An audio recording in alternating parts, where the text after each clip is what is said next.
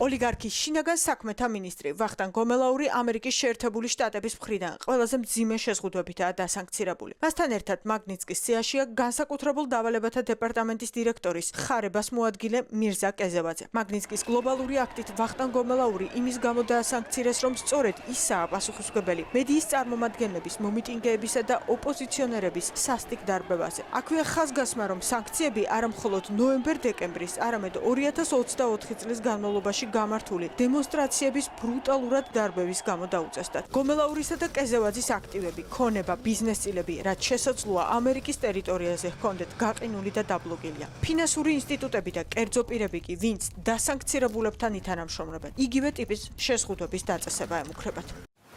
დღევანდელი გადაწყვეტილების შედეგად ზემოხსენებული სანქცირებული პირების ყოველი ქონება ან ქონებრივი ინტერესი, რომლებიც შეერთებულ შტატებშია, ან შეერთებული შტატების პირების საკუთრებაში ან კონტროლქვეშაა, დაბლოკილია და ამაზე უნდა ეცნობოს OFAC-ს. ასევე ნებისმიერი ორგანიზაცია, რომელიც პირდაპირ ან ირიბად, ინდივიდუალურად თუ ჯამურად 50%-ით ან მეტით ეკუთვნის ერთ ან მეტ დაბლოკილ პირს, ასევე დაბლოკილია. ამერიკის შეერთებულმა შტატებმა მაგნიცკის გლობალური აქტით ვახტანგ გომელაური და მირზა კეზევაძე გაერთიანებულ სამეფოსთან კოორდინაციით დაასანქცირა. ამერიკის ამ გადაწყვეტილებამდე რამდენიმე საათით ადრე დიდი ბრიტანეთის სანქციები იყო. მიზეზი აქაც ჟურნალისტებისა და დემონსტრანტების სასტიკი და ბრუტალური დარბევა. დიდი ბრიტანეთის სანქციების სიის სათავეში მინისტრი ვახტანგ გომელაურია. მასთან ერთად გაერთიანებული სამეფოს ტერიტორიაზე შესვლა აკრძალული და აქტივები გაყინული აქვს. გომელაურის მოადგილე ალექსანდრე დარახვალიძეს, თბილისის პოლიციის დეპარტამენტის უფროს სულხან თამაზაშვილს, განსაკუთრებულ დავალებათა დეპარტამენტის უფროს ზვიად ხარაზიშვილსა და მის მოადგილე მილერი ლაგაზაურს. დიდმა ბრიტანეთმა შეერთებულ შტატებთან კოორდინირებული მოქმედებებით სანქციები დაუწესა 5 მაღალჩინოსანს, რომლებიც პასუხისმგებელნი არიან საქართველოში ჟურნალისტებსა და მშვიდობიან მომიტინგეებზე ძალადობრივ თავდასხმაში. მათ დიდ ბრიტანეთში მოგზაურობის აკრძალვა და აქტივების გაყინვა ემუქრებათ, რაც მათი დიდი ბრიტანეთიდან და მისი ეკონომიკიდან გარიცხვას ნიშნავს. საქართველოს ხელისუფლებამ დაიწყო დემონსტრაციების, სამოქალაქო საზოგადოების, მედიისა და ოპოზიციის წარმომადგენლების სისტემური დარბევა. მას შემდეგ, რაც საზოგადოებამ წინააღმდეგობა გაუწია ქართული ოცნების გადაწყვეტილებას შეეჩერებინა ქვეყნის სვლა ევროპული მომავლისკენ. ეს გადაწყვეტილება ძირს უძღვის საქართველოს კონსტიტუციის ძირითად დებულებას და მიიჩნევა ქართული ოცნების მხრიდან უკანასკნელ ნაბიჯად, რომელიც საქართველოს კრემლის პირისპირ უფრო დაუცველს ხდის.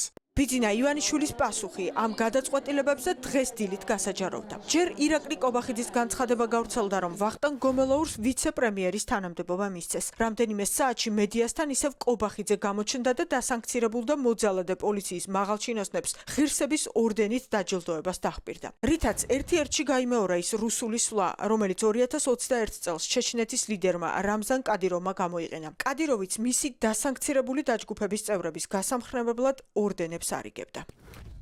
დასანქცირებულ პირებს, რომ ღირსების ორდენები არ უშველეს, ეს თვითონ დასანქცირებულებმა კარგად იციან. რადგან თუ პირი მაგნიცკის სიაში მოხვდება, ამ შეზღუდვების მოხსნა ფაქტიურად წარმოუდგენელია. თანამას ემატება სახელმწიფო დეპარტამენტისგან განცხადება, რომ დასანქცირების პროცესი გაგრძელდება. მათ შორის შეზღუდვები დაუწესდებათ მუნიციპალური ხელისუფლების მაღალი თანამდებობის იმ პირებს, ვინც არჩევნების გაყალბებაში მონაწილეობდა.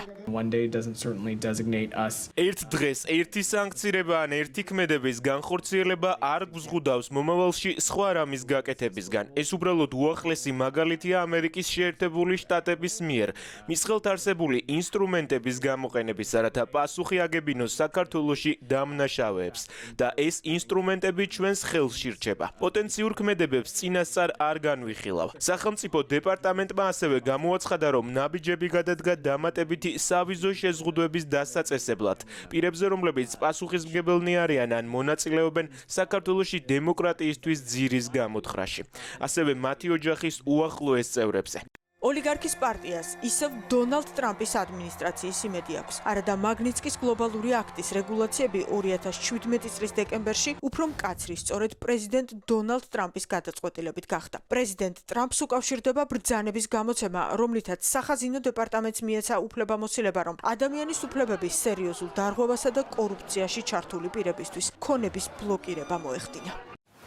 ტრამპის ადმინისტრაციამ წამოიწყო სანქციების ახალი რეჟიმი, რომელიც მიმართულია ადამიანის უფლებების დარღვევებისა და კორუმპირებული აქტორებისკენ მთელს მსოფლიოში. გასულ წელს კონგრესის მიერ მიღებული გლობალური მაგნიტსკის აქტის საფუძველზე პრეზიდენტმა დონალდ ტრამპმა ხელი მოაწერა აღმასრულებელ ბრძანებას, რომელიც აცხადებს საგანგებო მდგომარეობას მთელ მსოფლიოში ადამიანის უფლებების სერიოზულ დარღვევასთან და კორუფციასთან დაკავშირებით და ითვალისწინებს სანქციების დაწესებას ამ მავნე ქმედებებში ჩართულ ადამიანებზე.